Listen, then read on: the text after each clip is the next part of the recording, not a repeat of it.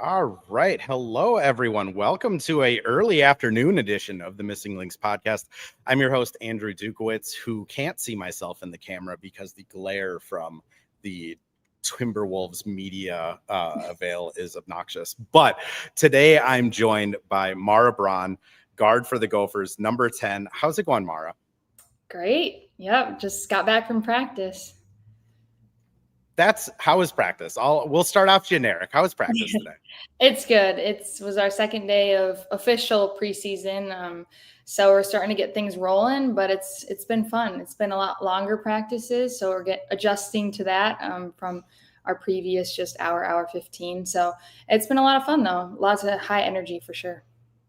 High energy is always good. And we brought Mara in here to talk specifically Lynx. So that is going to be the only Gophers question I ask you, hopefully. Now, I've been told that you are a pretty big Lynx fan, though. How did you kind of become a fan of this Lynx team? Yeah, well, I've been watching them for forever, it seems like, since Coach Way was with them. Went to a few WNBA finals that were at Williams Arena. So I think that was really exciting just to see the energy behind the Lynx. And I feel like I've been following them for a while, especially once Rachel Bannum went there, followed them through that. And still to this day, they're a great program and just a really fun team to watch. So did you kind of first start getting into the Lynx during their original dynasty then with I'd say so, yeah. Mm-hmm. Okay. Yeah, Maya Moore is one of my favorite players growing up. Well, that's an easy answer. What was it about Maya that kind of stuck out to you when you were growing up? Yeah, I think just her intensity and just willingness to do anything to win. She was a scorer, but I think she just did a lot of other things too. Obviously, Coach Way, just great passer, scorer, leader on the floor. But yeah, I just think that their want to win was something that inspired me, and just their fun and intensity and just love for the game, I think, showed through their play. And for young players like me, wanting to be like that when I was older. For sure. Like, who would you say you kind of modeled your game after then? Was it kind of like it seems like it is kind of a blend of like Way and Moore, but I'll let you answer. Who did you kind of take pieces from?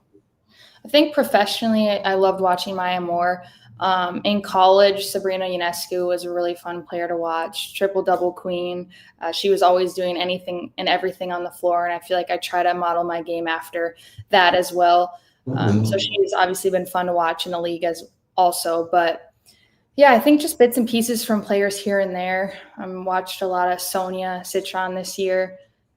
Obviously a really good rookie campaign, so she was fun to watch. And like I said, just taking bits and pieces from every player that stepped foot on that floor. There's a lot of talent across the league. And I'm going to apologize for people on YouTube. Glare from a massive window here at Mayo Clinic. I'm not the one that's important, though, so sorry if people tuned in to see me. So Sonia Citron, did you have a pretty good relationship with her? I mean, yeah, I don't know her personally. No, I've never met her. Don't know her personally. Just I think at Notre Dame, obviously great program there. But I think she could have gotten shadowed a little bit, just kind of behind the scenes, did all the dirty work. Maybe didn't have her name out as big in college, but as soon as she got to the league, I think she fit right in. Like I said, just does all the little things to help her team. And she's super efficient, very efficient scorer. And that's something that I want to try to add to my game, especially this year, just being more efficient at all three levels. Oh, for sure. And I mean, you mentioned that she does the dirty things. Like for a rookie in the league to go at playing defense the way she does too, even when she gets beat, she's constantly like making her presence felt, stepping on people, making sure her body is like bumping people. She's a really good, like a really fun player to watch. Kind of back to the Lynx though. So Maya Moore, you mentioned Sabrina, you know, growing up in Minnesota, was it kind of, I'll preface it this way. Like when I was in my like teenage years, like WNBA wasn't a thing. And then when I hit college, WNBA started to gain popularity. So like for people my age, like being a professional women's basketball player wasn't really a thing people thought about. What was it kind of like growing up in Minnesota? Because I feel like there's this almost like expectation now that girl basketball players in Minnesota are going to be good. Mm-hmm. Yeah, it's grown a lot, like you said, but I think Minnesota has always had such good sports and basketball players, but I think it's being talked about more now that the Lynx are doing what they're doing. Obviously, our program is on the come up too, but yeah, I think from a young age, I was watching women's basketball in any way that was. But I think for the public and the community, just everybody now, women's basketball is on the map more than it has been before. And it's credit to a lot of good college players, also the league and just the visibility now that there is. But yeah, for me, it was always something that I paid attention to and watched because it was the sport I loved. But for everybody else, it's starting to become more popular, which is really fun to be a part of. Oh, for sure. And if I'm trying to think who told me, I think it was Coach P. You guys made it out to a few of the playoff games last year, right? Yeah. Yeah, we were at the one. What did you think of the atmosphere? Yeah, we went to the one where Sabrina had hit the step back game winner. Oh, yikes. Yeah. But it was cool to see her because she is one of my favorite players. So that was a little bittersweet. But yeah, they're just a lot of fun. I went to a few so far this year too, hopefully to get to some more. But yeah, we went as a team. I think it's just a fun atmosphere for us to see that next level and some of us where we aspire to get to.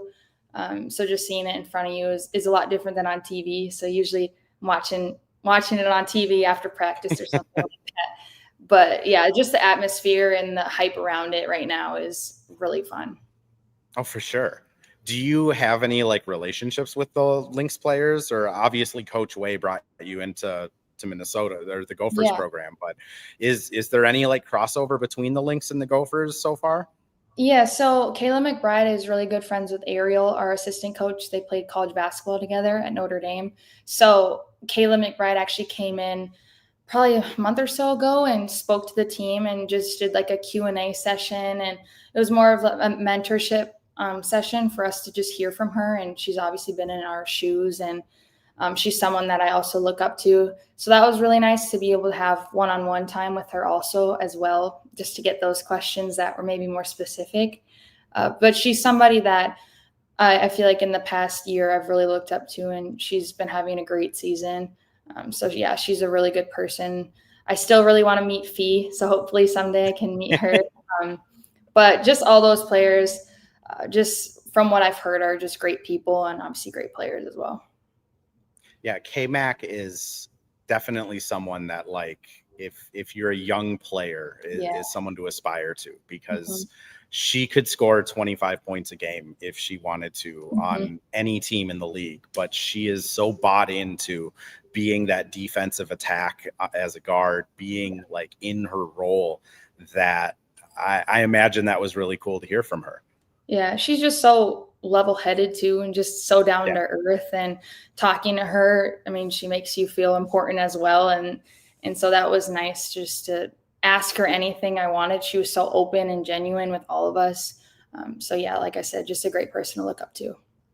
Yeah, doesn't surprise me at all. That's exactly how she is with the media, like everyone. She's just a really cool person. And as for Fee, I mean, I'll just say, like, people know I cover the team, and like the amount of grace she carries herself with, like through everything, is insane. Like, I'm a pretty petty person, so I would not be able to do what she did after the Game 2 Mercury loss. I mean, a lot of the things that she's had to kind of barrel through in her career, in her life, like, she is an awesome person. I hope you get the chance to meet her too, because she's delightful. Hopefully soon. I am going to throw us over to a quick break here, though. When we come back, I do want to you mentioned something at practice yesterday that you guys watch Lynx film. I want to pick your brain more on that, but first, ads so that I can pay my mortgage at some point. Well, hello. Thank you, Livestream Andrew. This is Ad Read Andrew. And today we have Firehawk Construction and Remodeling, the presenting sponsor for the Missing Links podcast. Firehawk Construction and Remodeling strives to inspire people to follow their ideas, working with respect and understanding to create a quality, tailored result. Firehawk Construction and Remodeling, located in Blaine and serving in the North Metro area, is here to help you with your building and remodeling needs. I can say personally, thanks to Firehawk Construction and Remodeling, I have a beautiful deck in my backyard and countless projects that I started, they finished. Get started on your new deck or remodel today by calling Isaac at 763-710-5686. So we're going a little bit out of order, as a professional host would do. But you mentioned KMAC coming to the U of M, and I'm just kind of curious because you said that you guys are instructed to watch a lot of Lynx film in the off season. Like, what does Coach P kind of instruct you guys to watch? What does she have you look for when you're watching these Lynx games? Yeah, we watch a lot of different players throughout the league. As far as like finishing, ball handling, we watch a lot of Caitlin Clark, Nafisa around the rim. There's a lot of different clips as far as Lynx defensively, just being active, and they help each other so well, and just their cohesion on the defensive side. We watch that, but I think specifically a lot of things around the rim, touch around the rim. We watch some Kelsey Plum, very patient player in the paint. So it kind of varies, but Coach is really good about getting a lot of different players, different types of players, and what they do on the floor, so we can try to model that. But yeah, to answer your question, it's a lot of different players, a lot of different times of the game or times of practice that we're focusing on. Oh, for sure. Does she like give you like clip packages then, or is she just like, hey, you're gonna go YouTube Kelsey Plum tonight, have fun? No, so yeah, so certain parts of practice we'll go over and watch film, and then we'll go and apply that to whatever we're doing. So before practice, we're usually focusing on, or the start of practice will be finishing, ball handling, passing, whatever it is, just to get us going a little bit. So we'll watch film on whatever player it is doing different finishes, whether that's a stretch score, a hang score, double pump, whatever it is. We'll watch that player do it, different scenarios, and then we'll go and apply it and do the drill. So it's kind of nice to see it actually happen in a game, and then us try to go and copy it. So she's not having you watch Courtney Williams fast breaks where she's dribbling completely vertical with the ball halfway up to her chest. No, not specifically, but yeah, I do watch games on my own. So. I think that's one of my favorite things covering the WNBA. And it was really interesting. Coach P let me stay a little bit later to watch you guys run through drills and stuff. Of just like, the WNBA reminds me a lot of like the 90s and 2000s NBA, where players don't have perfect jump shots. I mean, Alyssa Thomas, Lynx fans are watching her right now. She shoots the ball one-handed and looks like a shot put. Yeah. Courtney Williams, every time she's dribbling, gives me heartburn. Like, there are just certain like quirks that like the AAU culture is kind of phased out of the NBA that the WNBA still has. And then I'm watching you guys go through your drills, and it's like everyone has an awesome jump shot. Everyone has like great footwork. Like, what has that been like kind of going through? I'm assuming going through like school and stuff like that, where there is more attention to just like development of you as a player. Yeah. I mean, Coach always talks about just doing the little things well. And, we might not have the fastest, the tallest, the biggest girls within our program, going against some of these other Big Ten teams that attract those type of players, especially out of the portal. We might not have that, so we're going to make the most of what we do have. We have really skilled players, and we're going to continue to develop that every day to make up for what we might not have. So that's kind of where we go with that. It's very detail oriented. Everything, there's a reason for everything. From your feet to your hands we do a lot of shooting without a ball. So that might be very different from other programs, just getting our feet, our hands right. It's just little details that really do stack up. And I think the more we've gone on with our careers with Coach P now in year 3, you really do see how it adds up. And I'm just excited to be able to see what we can do this year. Oh, 100%. And I promised I wouldn't ask anything Gopher related. Now we're talking about Gopher, so I apologize. But like, it is interesting because I feel like you guys are one of the few programs that has like camaraderie and actually like players that have been there for multiple years. And it's not just a transfer portal laden team. How much of that is from like Coach P, and how much of that is from like you and Amaya and some of the other players that have been there? Well, yeah, when we came in, we definitely didn't expect a whole coaching staff change. That wasn't something that was on our bingo card, but it happened, and we adjusted to it. And Coach P came in, and I think we all agreed once she comes in, figure out what she's all about, and then just decide as a self in a family what we were going to do. And we all just decided to come together, stay, and we loved what Coach P was all about. And I think since then we just have stuck together, stayed loyal. I think we've seen the light at the end of the tunnel no matter what we've gone through. And I think we want to be able to come out of here and say we did some things that people maybe didn't expect and that we've been waiting for. But yeah, I think they do a great job of recruiting great people. I think that's first and foremost, and just putting the team above. I think that's something that we really exhibit day in and day out. And I don't know, I think it's going to show this season of how close we are as a group and what we've gone through. I'm going to tie it back to the Lynx. This is going to be great. So like you mentioned that like bringing in great people, which like, I'm not sitting here saying like, the female basketball players at like Virginia Tech or name random Power 5 school, but like, I'm not going to say they're bad people, but like the Wolves have the same mindset. Like Tim Connolly talks all the time about wanting to bring in good dudes. Their GM Matt Lloyd talks about wanting to bring in high character people. Coach Reeve, I mean, every chance she gets, she talks about bringing in people that aren't afflicted by the disease of me, bringing in people that are fit the culture that she has cultivated over 26 years or not 20, 15, 16 years, 16 years that she's built here.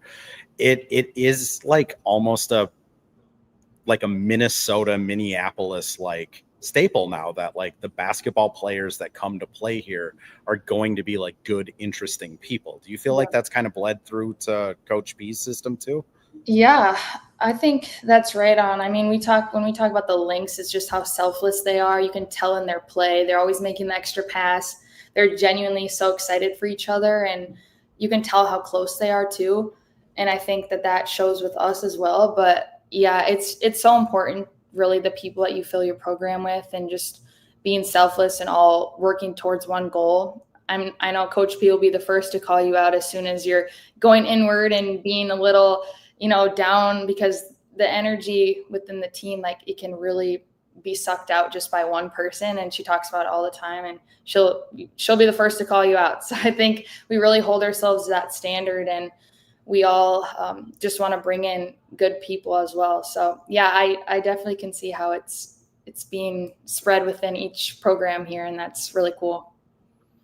Do you feel like that's one of the more like appealing things of being like a Lynx fan, is that like connection that they have as teammates? Yeah, I think so. And you see all they do off the court too with the StudBuz and everything they've done. I think just their connection too, and basically competing for the same spot, but they both do different things and they work off of each other, and you can tell they just want to win. And I think with all of them, that's something that you can really tell is if one person's not having a great night, everyone else is picking up for them. And yeah, you can just tell how close they are no matter win or loss. Alana Smith talks about it a lot, of they are fueled by the power of friendship, and then everyone kind of laughs, but like it also is kind of like they're fueled by the power of friendship. I do want to ask you more about the StudBuz though. I'm first going to throw an ad in quick, and then we're going to talk StudBuz. Okay. And we're back with another ad read, this time for Pence Homes, the presenting sponsor of Hitting the Hardwood Network. From the best tools and technology to transparency throughout the entire process, Nate Pence and the Pence Homes team is the top choice for buyers, sellers, and is proud to support you and your home ownership goals. Get started today by calling 612-308-1122 or by emailing info@pencehomes.com. All right, so StudBuz. I'm just gonna date myself. Like, I'm in my mid-30s. The amount of people I have had to explain what Twitch is, and then what studs are, and then like what they're doing has been obnoxious. But like, you're much younger than I am. what has that kind of like cultural phenomenon been like? Like, has it been like resonating with people your age too? Because I'm seeing a ton of people in pink wigs. That is the funniest part when we were at games, and now it's starting to grow. And they had like a pink wig night, didn't they, where everyone was wearing them? It was obnoxious. Like, yeah, that I is think just they hilarious. sold 9,000 tickets and like 8,000 of them were wearing their wigs. That is so funny. Yeah, I mean, props to them. Like, especially starting, I think All-Star Weekend was kind of like the main. All of a sudden, everyone's knowing who they are and they're walking around giving behind the scenes. Like, that was cool for people that aren't there and get to experience that. But yeah, I think just what they're doing in growing the excitement around the Lynx, but also the league is really cool. And I mean, they're doing it in a way that now this generation through social media, like that's just how it is. So it's smart on their end. But yeah, it's been fun to watch them, but they also do produce on the court too. So I think that's an important aspect also. I mean, what I would say is the most charming part of it for me is that like Courtney Williams, when she's on the StudBuz, is exactly how she talks to me in passing, is exactly how she talks to Coach Reeve. That is who she is. Same with T. Like the amount of like popularity they've got from just like being themselves, which I feel like in women's sports hasn't always been that way. I mean, like when you're watching them kind of go out there and just be who they are, what does that mean to you? Like knowing that you're coming up in this like sport as well. I mean, I think that's exactly how it should be. And you're right. Sometimes when a player's being too competitive or whatever it is, you kind of get shamed for that. And we've seen that in different cases, but it's like just being who you are. And their interviews kill me, especially like halftime or timeout. Like they are just so authentically themselves. And I think that everyone's seeing that that's cool and that's normal and you should be yourselves. It's going to grow, I think, you know, more people wanting to watch you and being excited for you if that's the case. So yeah, I think you're right. I think it is an exciting time to be part of it just because of how much they've done, just those two. So I have to ask you now, and be as biased or non-biased as you would like, but on this current sorry, I'm looking at a big Wolves thing. On this current Lynx team, what are the players you kind of gravitate towards? Like, who do you like watching? Who do you kind of look up to on this team? Well, I think for sure K-Mac, what we talked about, just the person she is and just team first player doing whatever she needs. Fee is just amazing. The numbers she puts up every night, it's just incredible. Like she's just wants to win, especially last night. You got to see the fiery side of Fee that I think sometimes she doesn't show all the time. So that was fun to see. I mean, Courtney and T, they're just fireballs out there. Sometimes, it's a heart attack, but that's just who they are and they're doing them. And it seemed to be working so far. But yeah, I just think too, like, I mean, all of them. Bridget does what she needs to do. Alana, obviously defensive weapon. It's hard to pick one just because they all do their own thing to help the team and every single one of them is so important. And I think that's exactly what we're trying to do with our program also. 100%. Completely agree. Random Alana Smith one. She is currently writing her thesis for her master's. Can you even imagine like being a professional WNBA player and writing a master's thesis? That's insane. Well, it's funny because I'm pretty close with Lucy Olson from the Mystics. I played USA basketball with her, and when they were here playing, we just went to dinner and caught up, and she was just like, I feel like I have so much time on my hands now because I don't have school to do. It's just basketball. So I cannot imagine her doing that. That is crazy. It's like that in every walk. Like when I graduated with my RN, like it was the same thing. Like, wow, I don't have to do things at night anymore. I just get to sit around. It's great. Yeah. Last question for me. Series 4, the Lynx is tied 1-1. Pretty tough loss this last one. 20-point lead. Ended up blowing it. Looked like the wheels kind of came off. Very uncharacteristic. Like Lynx were just. We don't see them like that a lot, where they just can't leading. How do you feel like this series and this season is going to end up for them? I think that was kind of an eye-opener. I mean, I'm not worried. I don't think many people are. It's just yeah, like uncharacteristic turnovers too at the end, just kind of a little sloppy. But I think that that's something they'll clean up. They'll watch film just like any other team does, and I think they'll have a fire under themselves. Like I said, it was fun watching Fee so fired up, and I think that next game she's going to come out and she's going to be ready to go. But yeah, this Lynx team's different, and I'm just excited to see what they do, and hopefully, as they get further on, it can come to some more games and just see the environment like that, because it's fun. The hype around them right now is awesome. I don't know what it is, but Fee and AT just seem to, I don't know if it's because AT talks the entire game and has her little smile. It's there's something there. Yeah. It's entertaining. Yeah, she does have a smirk kind of the whole game. The whole game, win or lose, AT is doing her thing. I mean, I'll ask you, like, when you have a loss like that, like, as a leader of this Gophers program, and when you, I mean, obviously road bumps are going to come, right? Yeah. Like, what is that mentality like if you're in that Lynx locker room and someone's like, "Hey, Mara, what do we do tomorrow?" Like, what are you telling them? I mean, just no, we don't want that to happen again. Just the feeling of losing that lead and just like, dang. Like we cannot afford to do that, especially when they had done all the hard work to get a lead like that. But it happens. It's part of it. It's basketball. And so it's just how they bounce back. And I mean, they're going to be watching film, getting in workouts, practicing. It really just depends on how they come out next game. But yeah, I think it just starts with practice, the intensity. And for us, I think that just really tells how we're going to come out in a game, is just how we prepare.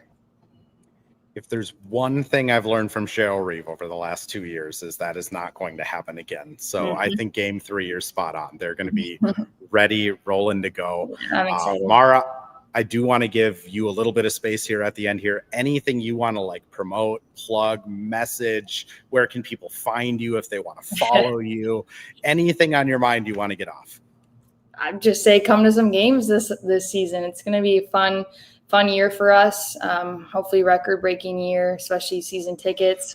We're getting people packed in the barn, and really excited to be able to show just everything we've been through and how that's going to impact us this year. But yeah, this is a great group, for fun to watch, similar to the Lynx, and it's going to be great. But no, like Mara Braun getting in a fight with Alyssa Thomas. Yeah, I don't know about that. Okay. All right. Fair. All right. Thank you so much, Mara. And for everyone listening, I am going to plug real quick. We do have Jana Shortle coming on tomorrow evening for another bonus episode. So you're going to get a lot of Lynx this week. So I hope everyone enjoys. And until tomorrow, thank you, Lynx fans.